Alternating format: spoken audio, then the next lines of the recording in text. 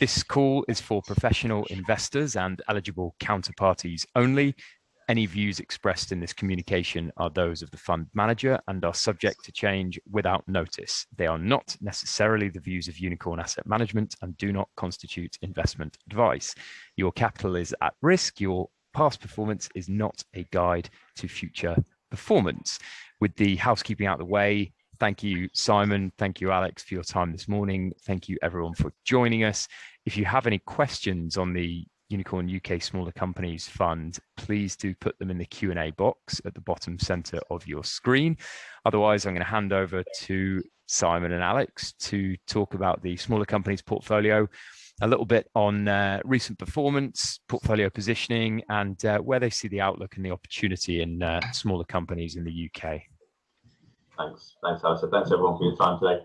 I think I might have inadvertently sent Alistair the long form presentation here, so we might be skipping through a few slides fairly quickly. Tell me if there's anything you want to skip, Simon, and we'll move swiftly past it. We are going to be skipping a few slides here, I reckon, or just spending a minimum amount of time on some, one of which I won't spend any time really talking about myself, apart from the fact that I've been at Unicorn 13 years and been managing this fund for since 2013. I also run the income mandates with Fraser McCurdy as well. Yeah, and I joined Unicorn in 2014. Pleased to be named assistant fund manager on the Smaller Companies Fund in April of this year. Been working with Simon for a long time on this fund, so yeah, very pleased to be formally announced as assistant manager. I'm also the fund manager on the Unicorn UK Growth and AIM IHT Growth Fund at Unicorn too. And this is just a quick look at long-term performance. It's been strong against a very tough benchmark, something we're pretty proud of. And we'll go on to this in a little bit more detail over the next couple of slides. But you can see some trends here in that you have some tough years sometimes, and 2020 was one of them. But then you tend to sort of small companies do tend to react very quickly and recover at a faster rate than larger companies. But on to the next slide, please, Alice. This is rolling 3-year relative performance, which I'll let Alex describe the sort of ins and outs of this chart. Yeah, I think this is a really interesting chart. I guess we always take a long-term view when investing in stocks. So, typically a 3 to 5 year plus view. So we'd encourage any investors in the fund to take a similarly long view. I think this shows that on a rolling basis, if you would have invested at any point over the past 8 or 9 years and held the fund for 3 years or more, you would have typically outperformed the benchmark, the NSCI plus AIM, over 90% of the time. So I think just what this shows is over the long term, this strategy does tend to, or has historically delivered superior long-term returns.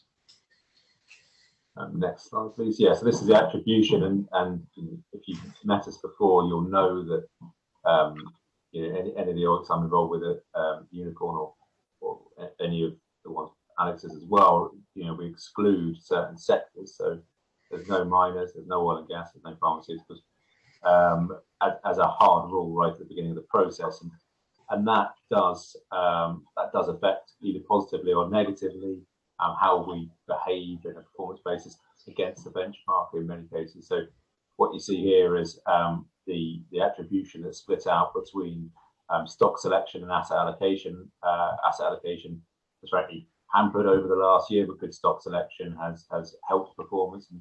And, fortunately, or rather positively, stock selection has over the long term consistently been a good generator of performance, which, given that we say we're bottom-up stock pickers, is rather reassuring. And this is a style skyline. If you were been on any of the other presentations this morning, I think all the presentations so far have had this in. It's a really illustrative tool. We've only been using it probably 18 months, I think. And what it does is compare the attributes of the fund, the companies within the fund, compare them to the wider market. So it's important to note the comparator here. If you saw the previous ones against the All Share, this is against the NSCI plus AIM. That's obviously, or maybe not obviously, but that is a high growth market. So it's pleasing to see not only is the fund looking attractive in terms of valuations, and that hopefully shouldn't be a surprise, or it should rather be reassuring, given that the fund does certainly aim to invest in companies when they offer decent relative value against their long-term historical valuations or against sector peers. So the relative value is important to us, and it's good that that's coming through in the process. But beating the market in terms of growth, not significantly, but beating the high growth market is pretty positive for us as well. And you'll see that quality reflected as well in return on invested capital, return on assets, and low gearing. That has been reflected in all the presentations this morning of what you do get from the sort of unicorn process, and we tilt it each way for each fund, and it's giving us high quality companies that are growing more than the market, that are better valued in the market. So I think that's a pretty decent place to be at the moment. Yeah, I think this just really highlights the process. You can split it into two questions, really. Is this a company that we want to own? And then the second question, is now the right time to buy the shares in this company? In terms of the first, you're looking at the quality and growth metrics. So it's no surprise to see that the fund screens very well in terms of quality, in terms of margins, return on invested capital, balance sheet strength. And also we like growing businesses that are able to deliver organic and sustainable growth. These are all metrics that we screen the investable universe on. So no surprise to see that the fund screens positively on that. And then just in terms of valuation, as Simon said, we're looking for companies that are trading at attractive valuations, typically at discounts to their historic averages and discounts to the relative peers in the sectors that they operate in. So very encouraged to see that this is all reflected by Style Analytics, which is a independent third party.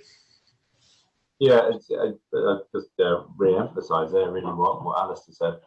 What Alex said. In that's a very good way of describing it. Is this a company you want to own, and is this the right time to buy it? And that is a balance we absolutely try and strike on the UK Smaller Companies Fund. There are very high quality companies that, for whatever reason, fall completely out of favour. That might be a profit warning, or a couple of profit warnings, or a competitor sort of just being more attractively valued in the market than they are, or management change, or anything. As long as we get to know the company, and satisfy ourselves that the company is high quality in terms of market position, market outlook, management quality, balance sheet strength, margins, we really can see through. Or in fact, we'd much rather buy a company that is on its backside in valuation terms, frankly. And there's often reasons for that, but it's about taking the longer term view. It's about ignoring that noise around the short term operating difficulties a company may well have had, or sort of negative perception by the market, or falling out of favour, or just not being well covered enough by analysts to give it the rating that it really should command if it was a larger company. On slide 33 here, we've got the full portfolio.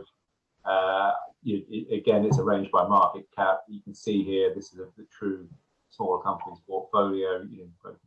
You see in the sector, many of the funds, that are labelled smaller companies funds are anything but, in my opinion, when you look at the average market capitalisation of them. Some even have FTSE 100 companies dominating certain positions within their portfolio. So I'm pleased to be doing something very different alongside Alex here. And it's a portfolio which is certainly domestically focused as well. Probably worth pointing that out. There was some on the skyline, you saw some increased exposure to currency gain, but about 55-60% of the portfolio here is domestically focused, or 60 to 65% of the portfolio rather. So obviously well set and well exposed to UK GDP recovery. Yeah, it's probably worth just expanding on how this fund is differentiated versus some of the others in the sector. Clearly the smaller company sector has been a very, very strong performer in recent years. when we look at some of the other competitors, our peers in the sector, as Simon said, they are typically have much higher average market capitalization. So you might question whether they are true smaller companies funds. But I think also in terms of their approaches, there does tend to be more of a sort of growth and momentum bias in a lot of the funds in the sector. I think that's what really differentiates the Unicorn UK Smaller Companies Fund. That real focus on valuation really does mean that we have more of a value bias to the portfolio, and clearly in the current environment, we think that's a particularly favourable place to be positioned. Yeah, and ideally, what we'll try and do in this portfolio is initiate a position on the left hand side, and hopefully, if we've got it right, it should get up to the right hand side, which certainly when I look at Avon Rubber and Frontier Developments and Marshalls, it's certainly done that. These are companies that are exceptional in their field, and as they grow and prove themselves to the market, they do get rewarded by the market eventually. So I think we've got a bit on sector positioning, and I think a bit more attribution over the next few slides. But this really just looks at where the company, not bottom-up stock pickers, but ultimately, if you're repeatedly trying to buy the best companies, a sector picture does emerge, rather than you picking one. And no surprises here that in the UK, where we are very good engineers and industrialists, frankly, that is very well represented in the top overweight sectors, as is financial services as well. So doing what we do well in the UK should be represented well in this fund. I think it's worth saying as well, in terms of where we are in the economic cycle, having a significant overweight position in the likes of construction and materials, industrials, we think is a really, really attractive place to be. We're starting to see that the early stages of a strong, sustained industrial recovery.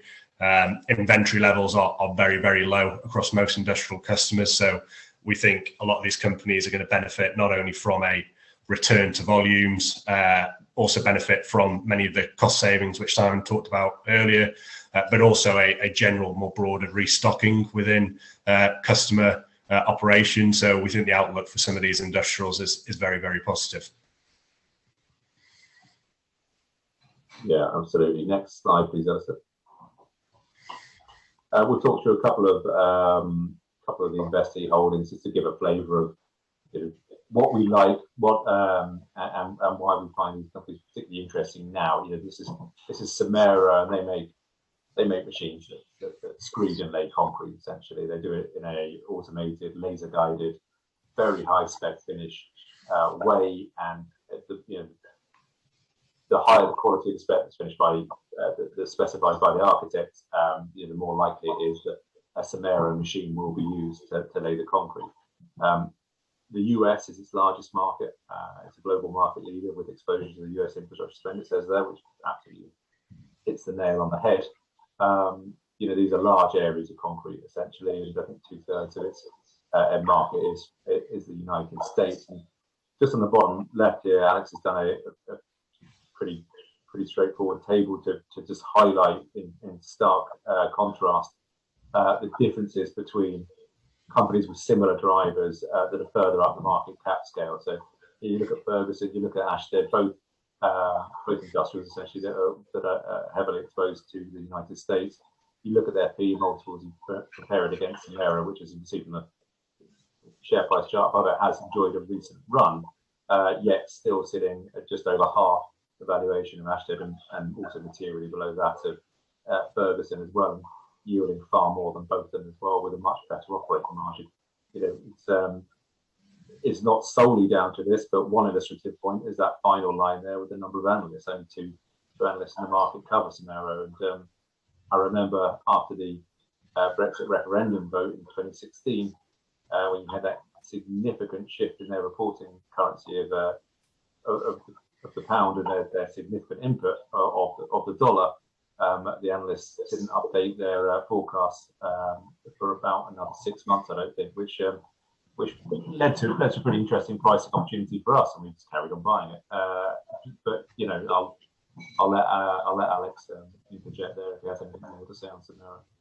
Yeah, I mean, I think we've covered everything. It's probably the only thing I would flag is this is our largest position in the fund. It's nearly 6%. We've held this for 8 years. We've managed to build up this position over a very, very long period. We think this is a really attractive business for peers in the UK smaller company sector. If they wanted to initiate a position in this now, they would struggle a lot because they'd be coming to us to try and buy the shares, and we don't really have much interest in selling a huge amount just because the opportunity is very, very significant at the moment. The warehouse side of things is really attractive as well. So, clearly as a result of the pandemic, the structural growth drivers in e-commerce is leading to increased warehouse investment in the US. I think there's something staggering like 1.5 billion square foot of warehouse investment coming over the next few years in the US. Clearly all these warehouses need nice, smooth concrete floors, and Somero is the market leader in being able to deliver that. So we think the structural drivers, as well as the cyclical end market recoveries in the construction industry in the US, are really, really positive. And this is another pretty good example, I think, in Severfield. You just hit that one. Thanks, Alistair. This is a company that's just pretty perennially out of favour in the market. We think it's a great value company. They make large structural steel for anything from skyscrapers to data centres to football stadiums and distribution centres, as Alex just talked on there. There's a high demand for a lot of those things, and they are the market leader in the UK, but it's also viewed as a UK-centric business because of that, and the market was attributing a very lowly valuation to it for a very long time, which gave us a position to top up 3 years ago at good valuations. And it also has an Indian joint venture, which is very profitable and growing. And the market again ignores that, even though it's probably getting to a size where it could spin that off. Is there anything to add, Alex? No, I think that's covered everything. I mean, the only thing I'd pick out here is 22.5% total return over 3 years. Might not sound all that attractive, but I think that gives an idea of the scale of the opportunity here. This is a company that's a genuine market leader. You've gone silent, Alex. Or well, yeah, for me anyway. Yeah, he's gone silent for me as well. I'm not sure what's happened there, Simon. Now he's. Did you? No, I haven't muted him. He's paused now as well. Long-term opportunities. There he is. He's back in the room. He's back. You're back in the room. I gave. Look, I will just flick on, I think, to the next slide on sort of the look on the UK and a bit more about where we are in the outlook for UK equities. Sure. So I've touched on sterling already. It is achieved, and though it's recovered slightly, versus the dollar especially, I hear commentators saying it's recovered. It absolutely hasn't recovered. There's still a lot left in it. The longer term average was 160 to 170 dollar, so 140 or thereabouts, slightly under, slightly over. It is not it. So I think from an international perspective, that makes the UK cheap. I see that recovering, which makes the opportunity shorter lived from an international perspective as well. But you look at the sort of economic picture within the UK, outside ignoring currency. Well, you have the uncertainty that's being removed, that significant risk, which is, if you look at the bottom left right chart, you can see 2016 was the point at which UK equities started a almost inevitable decline of being out of favour, and you can hardly blame asset allocators for not wanting to allocate towards the UK when there was a significant amount of uncertainty.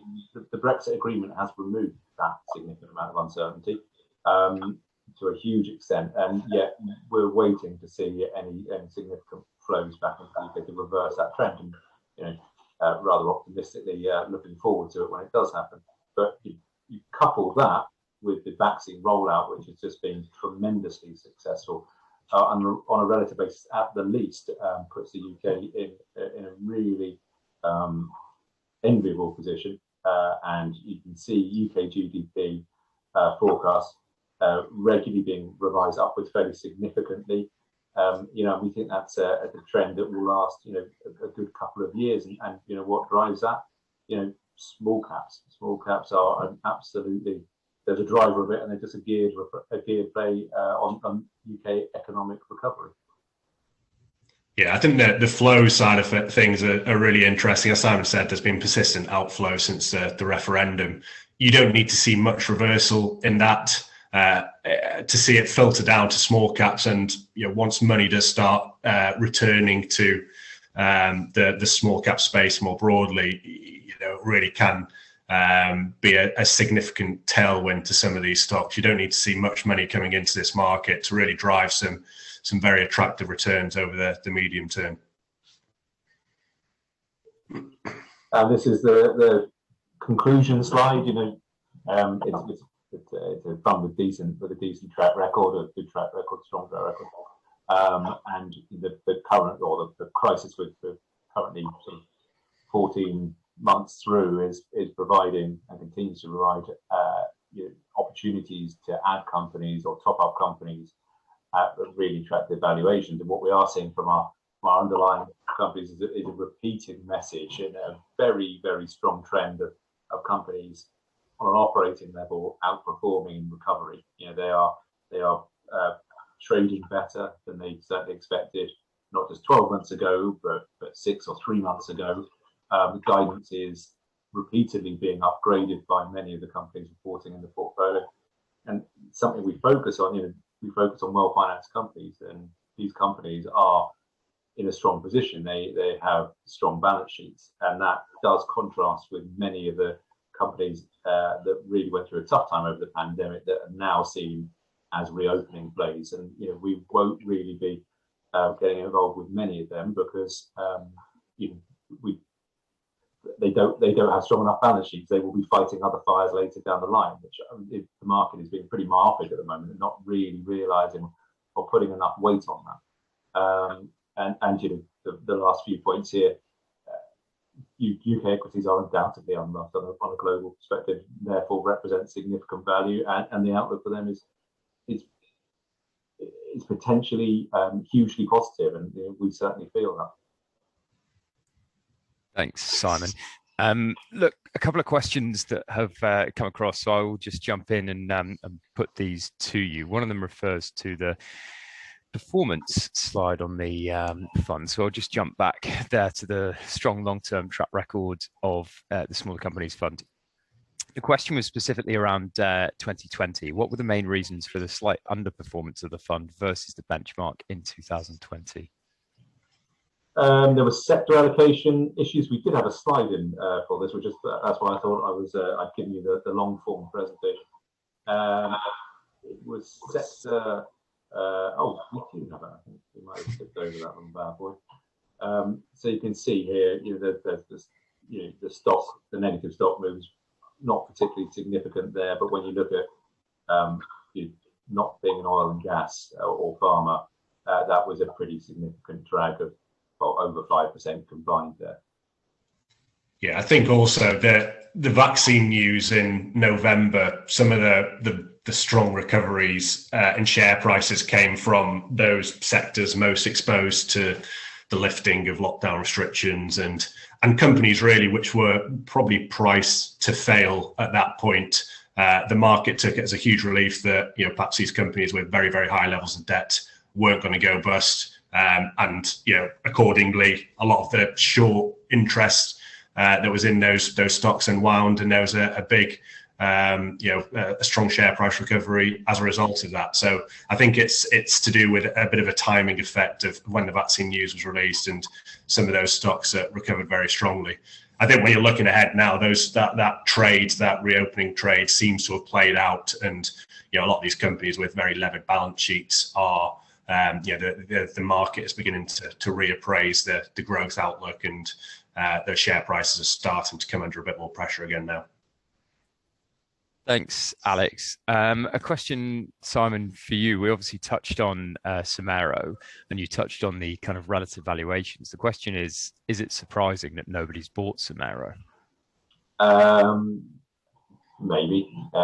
Yeah, it's a very high quality company, and when you compare it to the two sort of relevant sector peers, as we did, it obviously looks screamingly good value.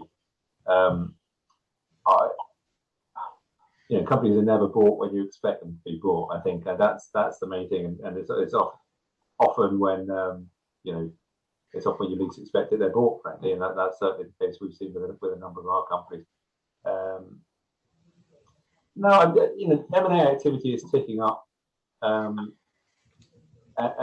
the whole portfolio is full of companies that we consider market leaders in attractive markets.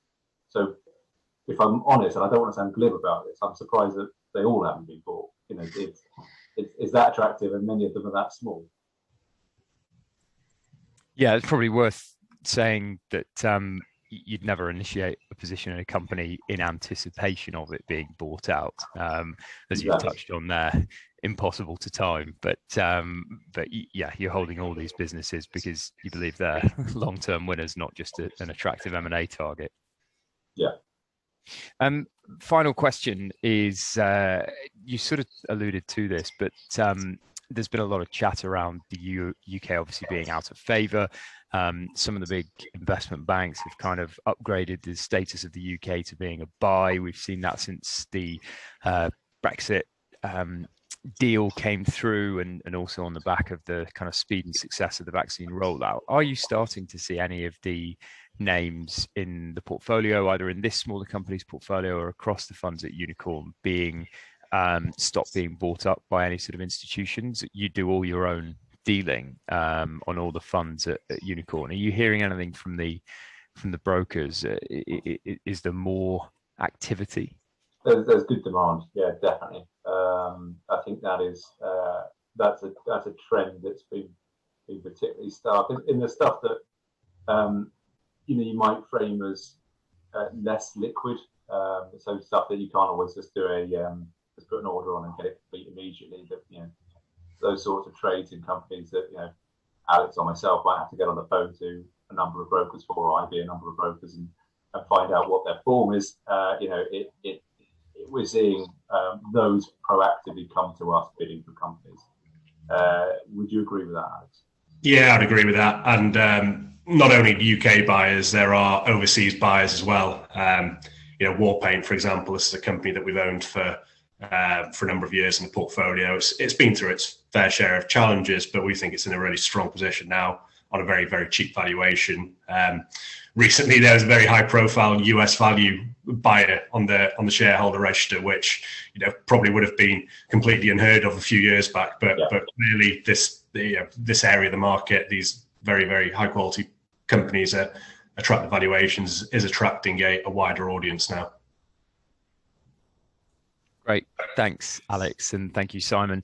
I can see that we've been joined by Max Ormiston on the line, co-manager on the Outstanding British Companies Fund. We're going to come on to have a look at the Outstanding British Companies Fund in just a moment. For now, I'll say thank you to Simon. Thank you to Alex for your time this morning. Thank you to everyone for joining us for the update on the UK Smaller Companies Fund, whether it's live or on the video. We will speak to you all soon.